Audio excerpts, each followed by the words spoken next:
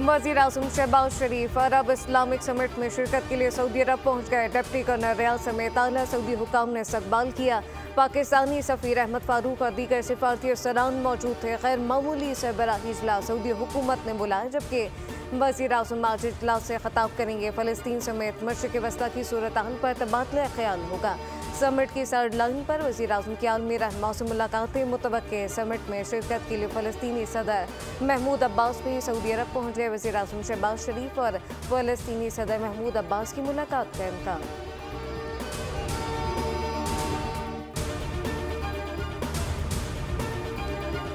Saudi वली अहद शहजादा मोहम्मद बिन सलमान और ईरानी सदर मसूद पेशकियान का टेलीफोनिक रब्ता। ईरानी सदर ने फ़लस्तीनी इलाकों और लबनान पर इसराइली जाहिलियत के खिलाफ इस्लामी अरब समिट के इनेकाद को सराहा। ईरानी सदर ने कॉन्फ्रेंस की कामयाबी के लिए नए ख्वाहिशात का इज़हार किया। दोनों रहनुमाओं ने दो तरफ़ा ताल्लुकात और बाहमी उमूर पर तबादला ख्याल किया।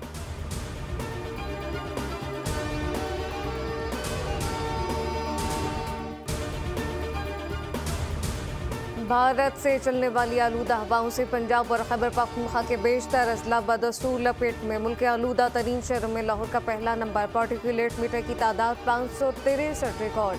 शदीद स्मॉग और धुंध के बायस मोटरवे को कई जगहों से बंद किया। लाहौर समेत वस्ती और जनूबी पंजाब में फिजा जहर आलूद आंख, नाक, कान और गले के इन्फेक्शन में इजाफा। धुंध और स्मॉग के बाद पंजाब और सिंध के मुख्तलिफ मकामात पर ट्रैफिक हादसात में 14 अफराद जाँ बाहक हो गए।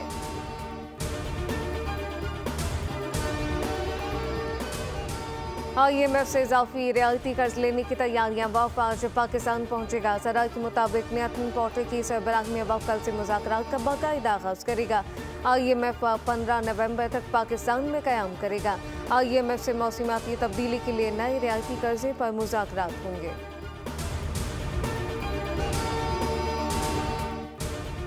कराची के इलाके सचिल खाजी कोट में अंधी गोली लगने से 8 साला बच्चे की जान बाहक होने का अफसोसनाक वाक़या। मुतवफ़ी पहली जमात का तालिब इल्म अब्दुल्ला 3 भाइयों का मंजिला भाई था। वाक़े के वक्त अब्दुल्ला घर में खेल रहा था। लवाकिन के मुताबिक अब्दुल्ला को अस्पताल लेकर गए तो सर में गोली लगने का इल्म हुआ। तारिक रोड पर नामालूम सिंह की गोली लगने से एक नौजवान जख्मी। शहरी की शनाख्त अवैस के नाम से हुई, जिसे जिना अस्पताल मुंतकिल कर दिया गया।